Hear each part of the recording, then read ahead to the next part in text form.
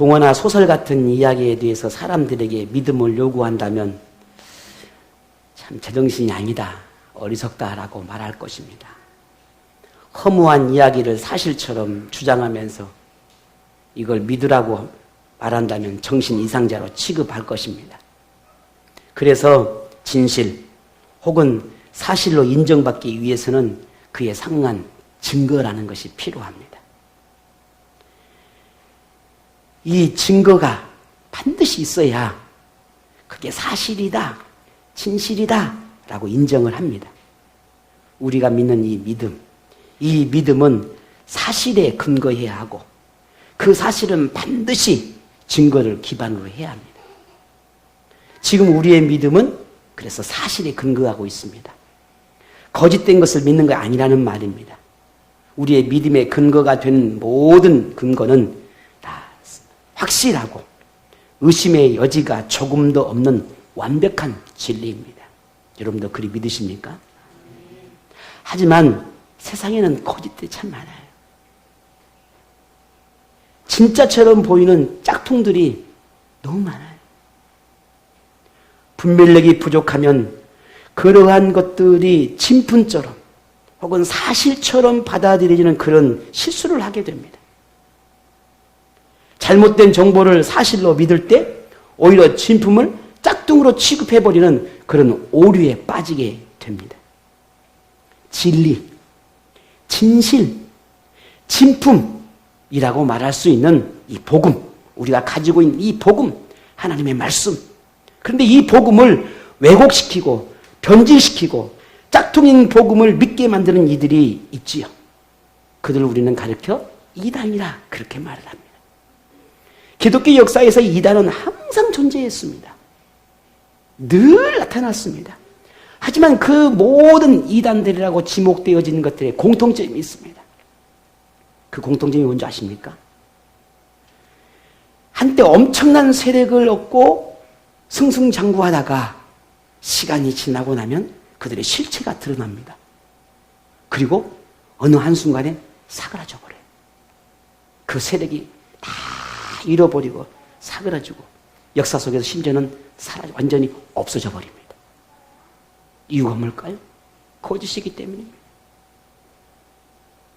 지금은 진짜인 것 같은 사람들의 눈을 속이고 귀를 속이고 마음을 속여서 그들의 자신의 추종자로 만들어냈지만 결국은 그 모든 것들이 다 거짓이라는 걸 알게 되고 사라지게 된다는 거죠. 어쩌면 이것이 너무나 당연한 것입니다. 거짓이 판을 친다면 세상이 어떻게 되겠습니까? 짝퉁 복음이 판을 친다면 이 땅에 하나님의 세운 이 핏값으로 세운 하나님의 교회가 어떻게 되겠습니까? 그들을 향한 하나님의 심판은 항상 이루어집니다. 물론 지금도 여전히 이름이나 주장하는 그들의 교리들과 조금 더 다를 뿐이지 역시 지금도 복음을 교묘하게 이렇게 짝퉁으로 만들어서 분별력을 잃은 많은 추종자들을 모아서 자신의 세력을 넓혀가고 있는 게 사실이죠. 지금도 듣도 보다 못한 이단들이 굉장히 많습니다. 그러나 그 엄청난 역사 속에서 굳건하게 지켜낼 수 있었던 게 무엇입니까? 복음이었습니다. 교회입니다. 그 험난한 세상의 역사 속에서의 풍파를 다 경험해도 이 교회만큼은 견뎌낼 수 있었습니다. 그 이유가 뭡니까? 진리이기 때문입니다. 진짜이기 때문입니다. 똑같은 교회의 이름을 달고 똑같은 예수의 이름을 선포해도 그들이 거짓인 교회는 다 사라졌습니다. 그러나 진짜 복음을 외치는 교회만큼은 크고 작음의 문제가 아니라 영원히 지금까지 존재하고 있다는 겁니다. 창세 이후에 하나님과 하나님을 따르는 믿음의 사람들 그리고 복음을 외치는 교회는 항상 그렇게 세상으로부터 유혹을 받아왔습니다. 교회를 유혹하는 이단은 눈에 보입니다. 하지만 눈에 보이지 않게 아주 은밀하고 아주 교묘하게 그렇게 침투하는 세상의 문화나 세상의 사상이나 세상의 이념들은 오히려 이단보다 더 위협적입니다. 여러분, 소나기는 피하면 돼요. 오, 비가 온다. 그런데 가랑비는 아예 뭐 이 정도야. 근데 사실 보면 가랑비도 옷이 다 쳐져 있어요. 우리가 소나기는 무서워하는데 가랑비는 무서워하지 않거든요. 보이는 이단들이나 뭔가 들썩들썩하는 것들에 대해서는 두려워하고 무서워하는데 은밀한 것들에 대해서는 그렇게 심각하게 생각하지 않는다는 겁니다. 이게 세상의 문화입니다. 인간의 이성, 인간의 지성, 인간의 존엄성, 인간의 가치와 같은 이런 말들을 주장하면서 오히려 하나님의 가르침을 비판하고 평가하고 심지어 정죄하고 하나님의 존재를 부인하는 일까지 지금 자행되어지고 있습니다. 우리가 존중받고 사람이 높임을 받으니 하나님이 없는 겁니다. 안타까운 것은 이러한 사회적 공격이 점점 더 심각해지고 있고 더 교묘해지고 있고 더 은밀해지고 있다는 사실입니다. 그런데도 불구하고 교회와 그리스도인들은 그 심각한 걸 느끼지 못하고 있다는 거예요. 더 심각한 것은 교회가 점점 더 그런 문화 속에 젖어가고 있고 세상의 힘에 눌려서 우리 그리스도인들마저도 뒷걸음질 치고 있다는 사실입니다. 그 말로가, 그 결과가 어떠한지는 이미 유럽 교회가 다 보여주었습니다. 오래전에 유럽을 한번 다녀온 적이 있었지 않습니까? 이렇게 아름다운 교회가 세상에 있을까 싶어요. 예술적으로나 그거 무엇으로 봐도 지금 같으면 이런 교회에서 목회하고 교회 신앙생활하면요 그냥 절로 천국 가겠다 막 싶을 정도로 그 아름다움은 이루 말할 수가 없습니다. 그런데 교인이 없습니다. 교인이 없어요.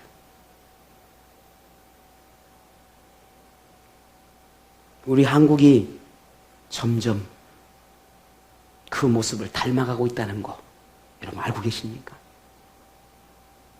누군가 묻습니다. 당신의 종교는 뭡니까? 저는 기독교입니다. 당신이 하나님 믿습니까? 하나님 믿습니다. 하나님 존재한다는 걸 확신합니까? 확신합니다. 교회 다니십니까? 안 다닙니다. 이게 유럽입니다. 우리 한국의 그리스도인들이 점점 그 모습을 만들어가고 있습니다. 하나님은 뭘 하실까? 어떻게 평가하실까? 우리는 생각해 봐야 합니다.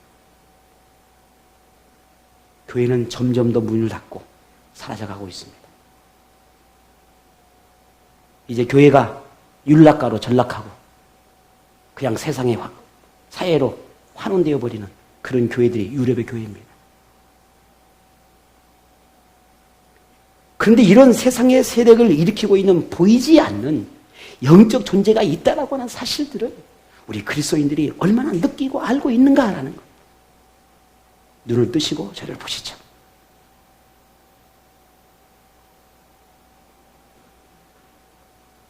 일주일에 한 번밖에 드리지 않는 예배입니다. 정말 이 예배가 오는 우리에게 얼마나 소중한지 정말 눈을 크게 뜨고 마음을 열고 들어야 합니다. 건물을 지탱하는 벽돌 한 장,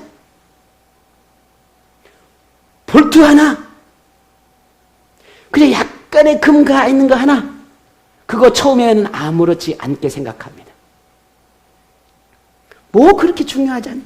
그냥 그대로 둬도 그렇게 크게 문제가 되지 않는다고 생각합니다. 그러나 시간이 가고 더 시간이 가다 보면 결국 수습 불가능한 그런 상태에 이르게 됩니다. 지금 사단이 교회와 그리스도인들을 향해서 이렇게 공격하고 있습니다. 세상의 문화를 통해서. 이단들을 통해서 갖가지의 방법을 통해서 그렇게 지금 공격하고 있다는 말입니다. 문제를 처음 발견했을 때는 문제의식을 느낍니다. 오, 이거 큰일 났다. 안 되는데. 오, 이러면 안 되는데. 하지만 시간이 지나면 오히려 무뎌지고 안일해지는 것이 오늘 우리의 모습입니다. 처음에 수요일 예배 금요기도에 안 드리니까 마음 아프셨죠? 지금은 어떠셨어요? 그래, 수요일, 오늘이 수요일이야? 오늘이 금요일이야?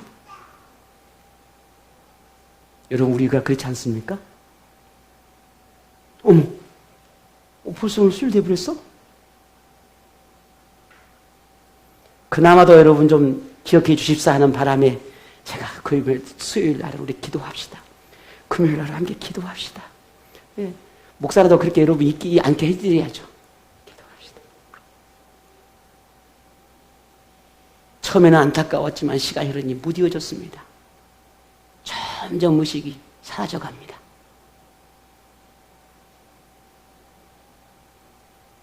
이게 바로 사탄이 원하는 겁니다. 이게 교회를 병들게 하는 아주 교명하고 소리 없이 침투하는 이 악한 세력의 모습이에요. 지금 우리가 가장 두려워하는 것은, 정말 우리가 두려워해야 하는 것은 복음을 왜곡시키는 이단이나 사이비가 아닙니다. 세상을 휘어잡고 은밀하게 다가오는 사탄의 음모입니다. 그런데 이보다 더 우리가 두려워하는 것이 있어야 합니다. 더 두려워해야 하는 것이 있습니다. 그것은 이 영적 분별력을 잃어버리는 그리스도인이 되는 것입니다.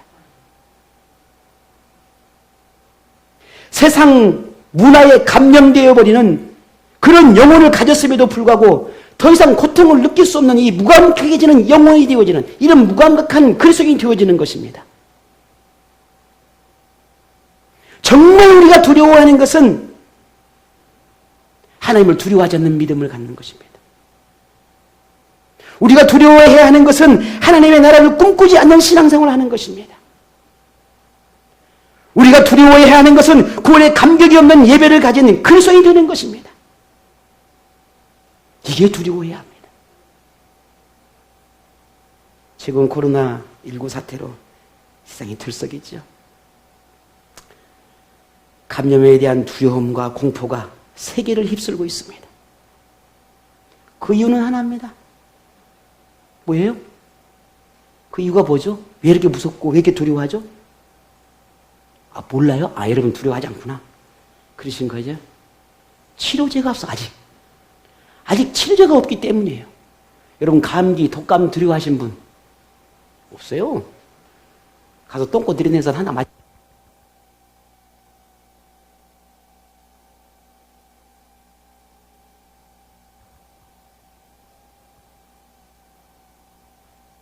주사 하나 맞으면 돼요. 약 좀 먹으면 돼요. 그러니까 감기 우리는 두려워하지 않아요. 열이 40도가 넘어도 우리는 두려워하지 않아요. 왜? 치료 방법을 아니까. 근데 지금 우리가 두려운 건, 세계가 두려운 것은 아직 치료제가 없다는 것 때문이에요. 혹시 내가 그런 질병에 노출되지 않을까? 그래서 혹 나에게 불행한 일이 일어나지 않을까? 그래서 노심초사하는 것입니다. 이렇게 대부분 사람들은 육체의 질병이나 죽음에 대한 공포는 극도의 두려움을 가지고 살아갑니다. 그래서 우리나라에서 하는 말 있잖아요. 80, 90 묵은 우리 어르신들이 아이고 내가 빨리 죽어야 될 것인지, 내가 이래갖고 어떻게 살란가 몰라, 얼른 죽어야 될 것인지. 근데 막상 죽음의 공포가 딱 들어오면 아유 나 좀 살려주라. 거짓말 중에 하나잖아요.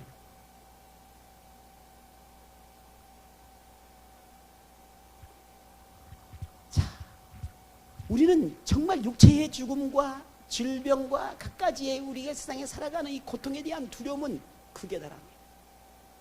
자, 그렇다면 오늘 우리의 영혼에 대한 염려와 걱정은 어떠한가? 그다지 중요하지 않게 생깁니다. 영혼의 죽음이나 하나님과의 관계에 대한 문제에 대해서는 두려움이나 공포는커녕 관심 밖에 있습니다. 만약 이것이 세상 사람들의 모습이라면, 아니 믿음이 연약한 자들의 모습이었다면 오늘 우리만큼은, 오늘 여러분만큼은 좀 다르십시다. 우리는 달라지자는 겁니다. 달라야 되지 않겠냐는 거예요. 정말 진리 앞에 서 있는 오늘 우리가, 말씀을 붙잡는 오늘 우리가 좀 달라야 되지 않겠냐는 거예요. 생각이 달라지고 마음먹음이 달라지고 바라보는 것이 달라지고 깨닫는 것이 달라지고 느껴지는 것이 달라져야 되지 않겠냐는 거예요. 우리가 두려워하는 것은 육체의 질병도 죽음도 아닌 우리 영혼의 죽음, 하나님의 심판에 대한 두려움이 우리 안에 일어나야 합니다. 그래서 예수님이 이렇게 말씀하셨습니다.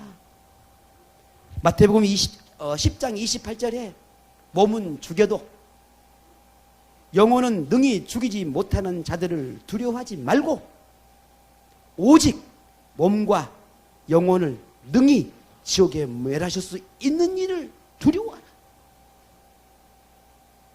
이게 주님의 말씀이었습니다. 우리의 두려움은 하나님의 심판이어야 합니다. 세상의 문화에 물들어 하나님과 멀어지는 것, 하나님을 외면하는 것, 하나님을 더는 하나님으로 인정하지 않게 되는 것을 우리는 두려워해야 합니다. 제가 개척하고 얼마 몇 년이나 됐을까? 한 4, 5년쯤 되었을 것 같습니다. 3, 4년. 토요일에 제가 설교를 준비를 하다가 갑자기 제가 쓰러졌습니다. 숨을 못 쉬고 정말 순간 제 머릿속에 아무것도 나 이러다가 죽는가 보다. 부랴부랴 이제 제 아내가 이제 저를 어떻게 좀 해서 병원을 가게 됐습니다. 그런 생각들이 그때 했습니다. 이렇게 죽을 수도 있겠구나. 하나님의 부름이라는 것이 이렇게 될 수도 있겠구나. 한참 하나님 앞에 목회하며 전사 때 이제 20살, 21살 때지요. 얼마나 하나님의 사역들이 참 재미있고 행복했는지. 한 번은 주일 예배를 마치고 이제 숙소에 들어와서 잠을 잤는데 제가 깨어나 보니 3일이 흘렀습니다. 보니까 병원이에요. 제 어머니가 난리가 났어요. 죽어본 줄 알고. 죽진 않았지만. 그때 제가 다음에 시간이 흐른 다음에 제가 하나님 앞에 헌 이야기가 있습니다. 하나님, 이야기면 천국도 좀 보여주시지는. 그때 천국 좀 보여주셨으면, 천국은 안 봤어요. 몇 번의 그런 경험들이 저는 있습니다. 그러면서 이제 점점 저도 세상에 이렇게 살아가면서 느끼는 것이 죽는 것, 고통 중에 아파서 질병 가운데 고통 가운데 있는 것들이 물론 무섭고 두려울 수 있습니다. 그러나 이보다 더 두려워해야 하는 것은 우리 영혼이 병들어 버려서 하나님을 알아보지 못하는 것입니다. 가끔 우리 아이들한테 그럽니다. 야, 혹시 너네들 아가씨 아빠가 그렇게 말하거든. 너무 아빠를 버리지는 말아라. 우리 큰딸이 그러더라고요. 요즘 시설 참 좋아요, 아빠.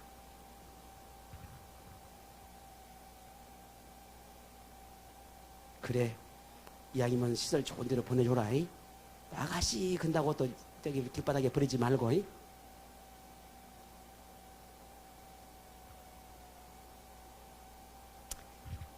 정말 우리가 뭘 두려워해야 되는지, 뭘 무서워해야 되는지, 내 인생에 정말 무엇을 위해 살아야 되는지 우리는 끊임없이 물어야 합니다.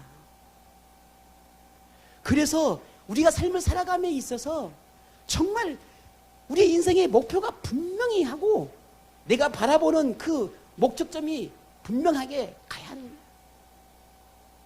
이게 우리의 인생이 되어야 합니다. 우리는 하나님의 부름이 있기까지 이 땅에서 주어진 삶을 살아야 합니다. 언제나 그렇듯이 세상살이는 앞으로도 예측할 수도 없고 어떤 세상을 만났는지 아무도 아는 사람이 없습니다. 어떤 이유로든 우리는 종종 두려움도 만나게 될 거고 공포스러움도 만나게 될 거고 절망도 경험하게 될 거고 지금보다 더 힘겹고 어려운 상황도 만날 수도 있습니다. 아니면 그 반대가 될 수도 있겠죠. 하지만 아무도 아는 사람이 없어요. 지금보다 더 힘들고 어려운 세상을 만날 수도 있겠지만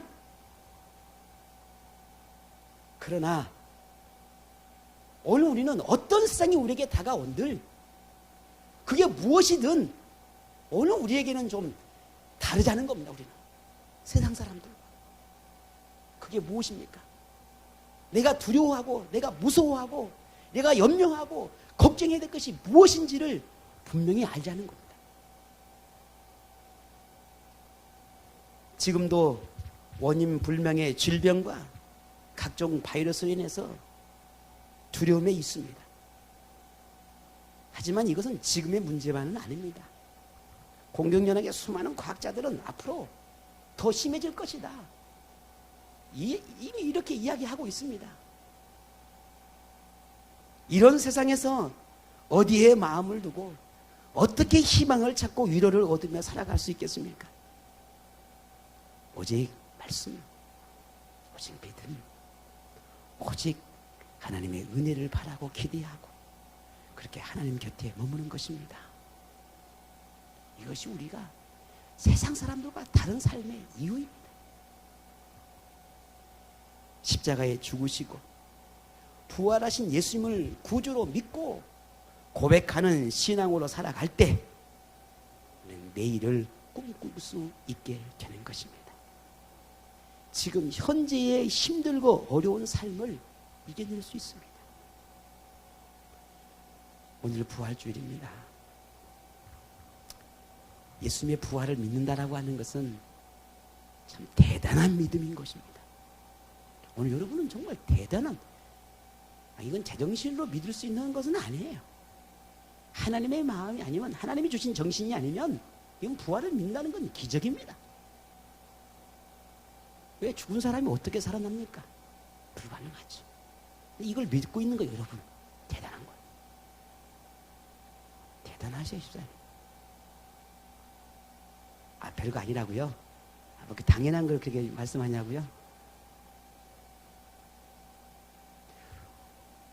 예수님의 부활을 믿는 신앙은 희망입니다. 희망이에요, 희망. 죽음을 이기고 영원한 생명을 얻게 되니 죽음을 두려워할 이유는 없습니다.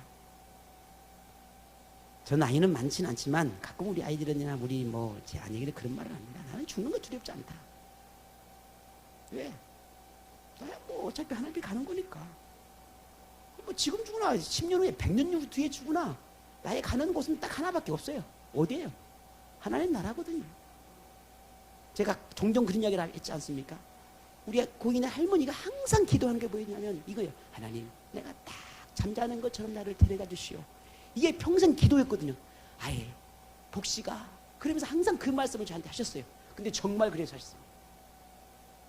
그날 저녁에 주무시고 그 다음날 아침에 하나님의 부름 받았거든요. 저는 그거 보면서 그때는 그걸 이해를 못했고 그때는 그게 그렇죠. 제 기도 제목이 됐어요. 이상합니까? 그 말 하니까 젊은 사람이? 아니,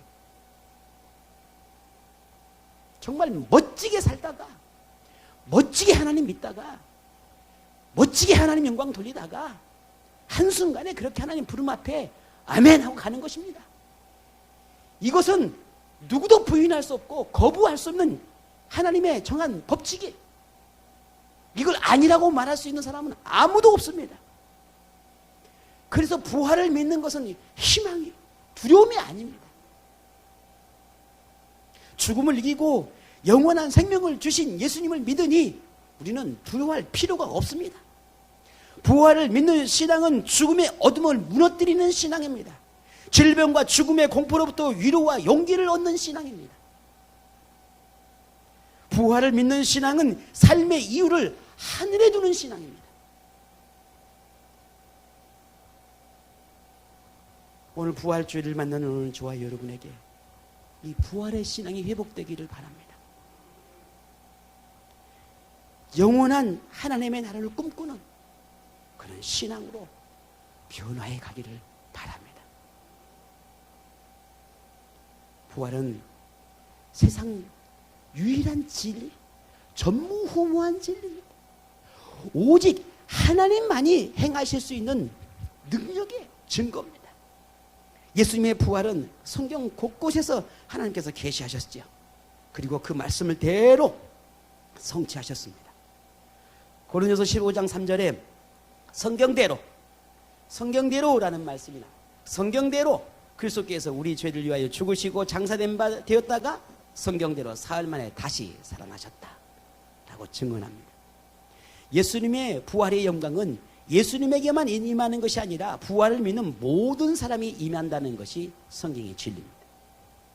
예수님께서 죽음을 이기고 살아났듯이 예수님을 믿는 모든 믿음의 사람들은 역시도 죽음을 이기고 다시 살아난다는 것이 성경의 가르침입니다.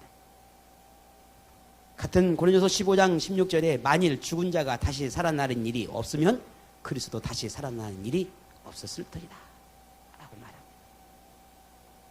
부활에 관한 성경의 가르침이 분명한데 아직도 예수님의 시대나 지금도 부활을 믿지 않는 사람들, 예수님의 부활을 소설처럼 취급하는 사람들이 있지요.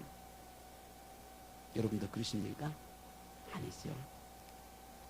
그럼에도 예수님은 부활을 믿지 못하는 그들을 향해서 내가 부활할 것이다, 내가 부활할 것이다 라고 선포하셨어요. 그 뒤를 이어 제자들도 사도들도 이 땅의 모든 교회도 예수님의 부활을 선포하고 있고 믿는 모든 사람도 부활한다라고 하는 것을 선포하고 있어요. 만약에 오늘 우리가 이 부활을 선포하는 것이 거짓말이라면 가장 먼저 누가 거짓말한 겁니까? 네? 누가 거짓말쟁이? 하나님이 거짓말쟁이죠. 하나님께서 먼저 계시하셨으니까 그 계시 말씀을 또 말씀하신 누구? 예수님이 거짓말쟁이가 되는 겁니다. 그리고 이 땅의 모든 창세 위의 모든 교회가 다 거짓말쟁이가 되는 것입니다. 그러나 거짓말입니까? 아닙니다. 진리입니다. 사실입니다. 성경에는 말씀하고 있습니다. 그럼에도 여전히 지금도 믿지 않는 이들이 있다는 거죠.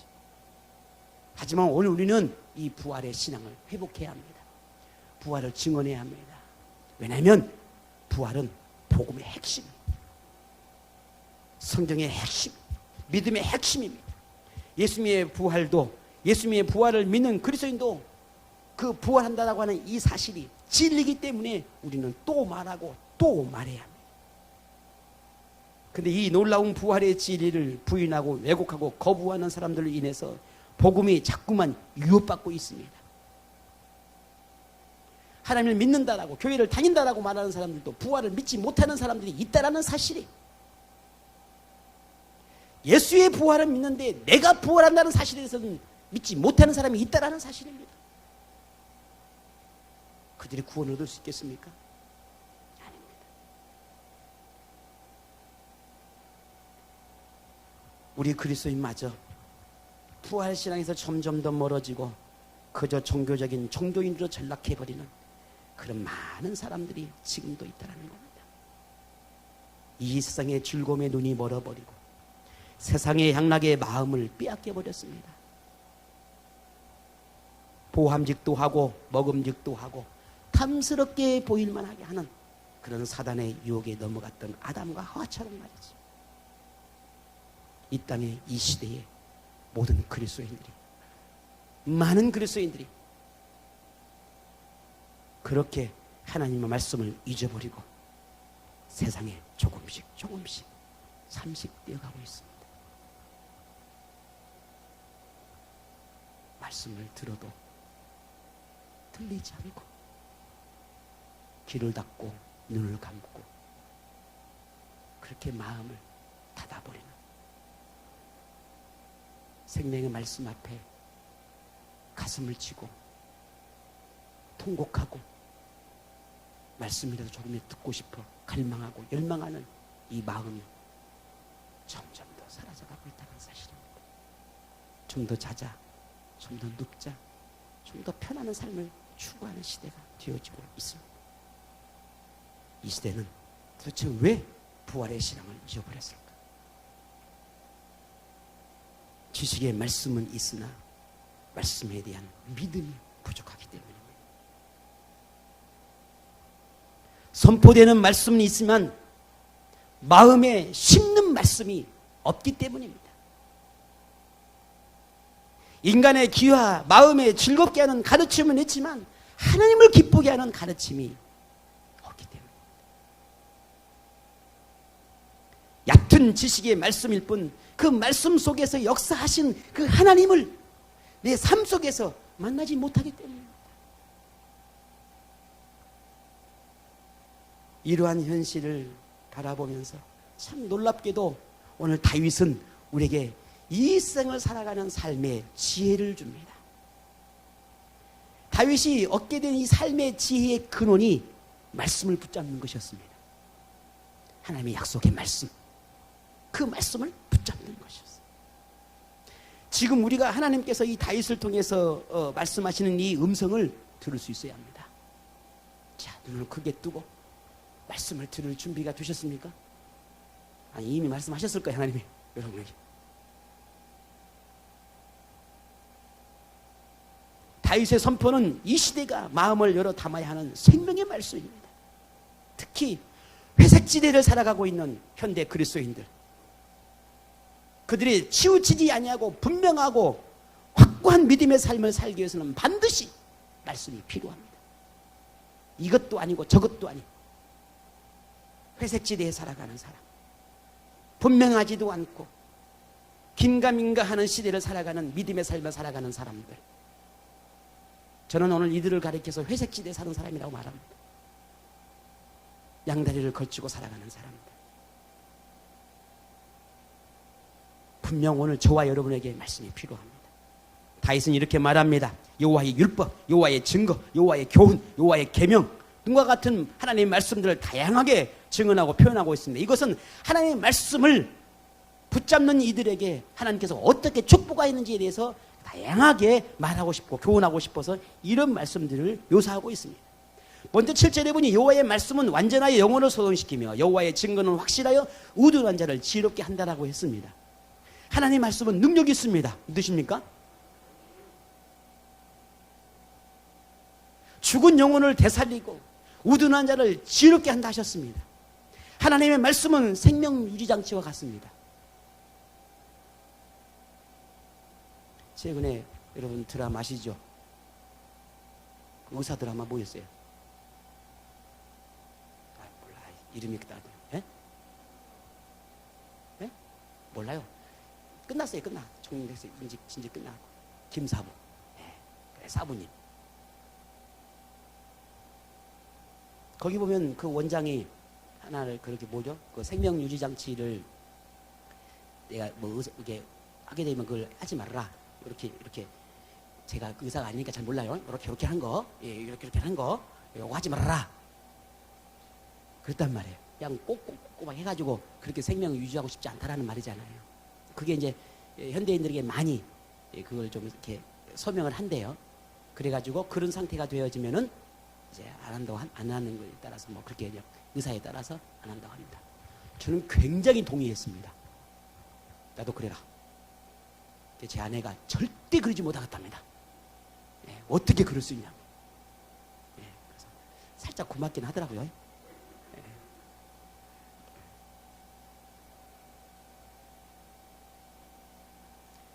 우리가 이 그리스도인들의 이 삶을 살아감에 있어서 정말 믿음의 삶을 살아가기 위해서는 이 생명 유지장치가 필요해. 왜? 우리는 자꾸 넘어지거든요. 힘이 없어요. 버글버글해 그냥. 모래 위에 집을 짓는 것처럼 버글버글해. 날마다 흔들려. 작은 가랑비도 막 무너지고 쓰러지고 다 죽어 막 죽어 나가. 그거는 우리에게 뭐가 필요하다고요? 생명 유지장치가 필요한 거예요. 근데 그것이 하나님의 말씀이라는 겁니다. 그게 다윗의 고백이에요. 하나님의 말씀을 가까이 하는 사람은 반드시 살아있지만 그렇지 않으면 죽는다는 겁니다. 뿐만 아니라 하나님의 말씀은 사람을 지혜롭게 하여서 악한 성을 살아가는데 현명한 선택을 할 수 있도록 도우신다는 겁니다. 지금 12분이 열심히 성경 통독을 하고 있어요. 아무튼 막 밀렸다가 막 치고 올라오고 분들도 있고, 뭐 중간에 포기한 분도 계시고, 참 누구 한 사람 잘했었습니다 막 칭찬도 하고 막 응원해주면 좋겠지만 아무도 그런 거 없어. 그냥 무슨 뭐 보고가 됐기 그냥 오늘 70일 통독했습니다. 끝. 그런 적막한 싸움을 좀 하고 있는 거예요. 지루한 싸움을. 싸움이라는 표현이 좀 그렇습니다만 하나님 말씀을 통독하는데, 하지만 뭐예요? 그 누구를 위해서 있는 겁니까? 누구를 위해서 말씀을 보는 거예요? 나를 위해, 내 영혼을 살리기 위해서, 내 영혼을 살기 위해서. 그게 생명의 말씀이에요. 그래서 그 말씀을 붙잡는 사람은 사는 거예요. 어떻게든 살아내요. 다음 8절에 보니 같이 읽어보겠습니다. 여호와의 교훈은 정직하여 마음을 기쁘게 하고 여호와의 계명은 순결하여 눈을 밝게 하시도다. 아멘. 하나님의 말씀은 믿을만하기 때문에 말씀을 따르는 사람은 결코 실망할 일이 없다라는 말이에요. 마음에 평안이 없는 이유는 뭡니까? 좌절과 실망과 낙심이 계속되기 때문에 그칠 줄 몰라. 희망을 찾을 수 없기 때문입니다. 근데 우리가 사는 세상이 그래요. 만족이 없어요. 사람들에게 희망은 없어요. 여러분이 죄송합니다. 여러분에게 그런 표현을 써서. 아니, 그게 아니라 사람 나는 걸 변한다는 걸 말씀드리면 여러분이 못 믿겠다는 게 아니에요. 못 믿어요. 변해요. 저도 변합니다. 언제 어느 때 어떻게 변할지 모릅니다. 변합니다. 신뢰할 수가 없습니다. 하지만 하나님은 신뢰할 만합니다. 하나님은 하나님 말씀이라면 무조건 믿을 만합니다. 하나님 말씀이라면 무조건 따를 만합니다. 여러분, 그래서 지금까지 이 믿음의 삶을 살아온 거 아닙니까?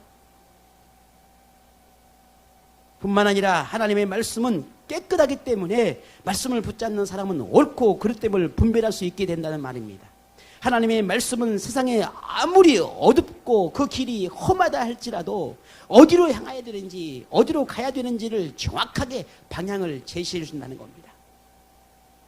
영적인 눈을 띄워준다는 겁니다. 이게 하나님의 말씀이. 본래 사람은 영적 시력이 없습니다. 문제가 있어요. 그래서 이 육의 세계든 영의 세계든 정확한 판단을 할 수 없을 뿐만 아니라 한 치 앞도 볼 수 없는 게 오늘 우리 인간의 존재입니다.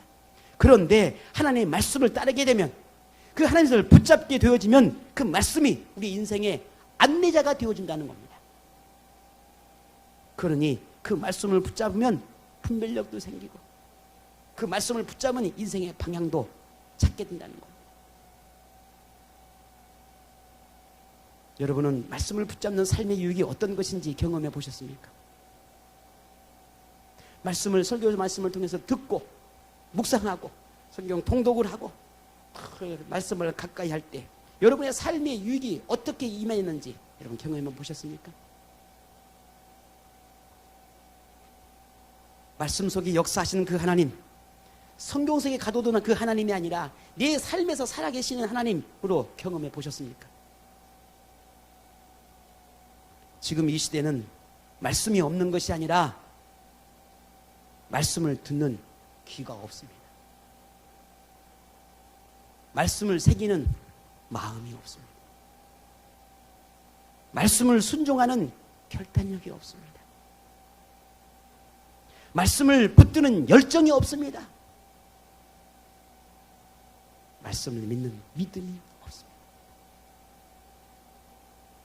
지금 우리에게도 다윗과 같이 이 말씀을 붙들어서 이 삶의 유익을 경험하는 이 말씀의 회복, 말씀의 능력을 경험할 수 있는 이 회복이 우리에게 일어나야 합니다. 오늘 저와 여러분 가운데 이 은혜가 임하기를 축복합니다. 말씀을 따라 살고자 하는 결단력이 필요합니다. 자신의 생각과 판단과 가치관보다는 하나님의 말씀을 더 중요하게 여기고 말씀 앞에 겸손한 태도를 가져야 하는 그런 믿음이 오늘 우리에게 필요합니다. 세상을 따라가는 삶의 습관을 바꿔야 합니다. 세상의 소리보다 하나님 말씀에 더 귀를 기울이는 믿음이 우리에게 필요합니다.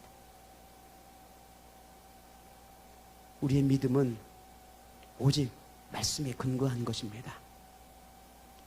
우리가 믿고 바라보는 그 모든 방향은 다 말씀에 근거한 것입니다. 그래서 이 말씀은 조금 전에 뭐라고 말씀을 드렸습니까? 나를 생명을 유지시키는 생명 유지장치와 같은 것입니다. 그래서 오늘 다윗도 하나님의 말씀이 우리의 영혼을 살리고 하나님 말씀이 우리의 마음을 즐겁게 하고 하나님 말씀이 우리의 삶을 윤택하게 하고 하나님 말씀이 우리의 삶을 평강을 누리게 한다라고 말하고 있는 겁니다. 지금 세계 곳곳에서는 원인 불명의 질병과 기이한 자연현상들과 인간의 지식이나 과거로 해석되지 않는 놀라운 일들이 얼마나 많이 일어나고 있는지 모릅니다. 많은 성경학자들은 이런 징조들을 보면서 성경에 말하고 있는 말세의 징조다라고 말하기도 합니다. 여러분 보셨습니까? 들으셨습니까? 최근 아프리카에 4천억 마리의 메뚜기 떼가 창궐 하고 있습니다. 모르시는 분 계시 괜찮아요.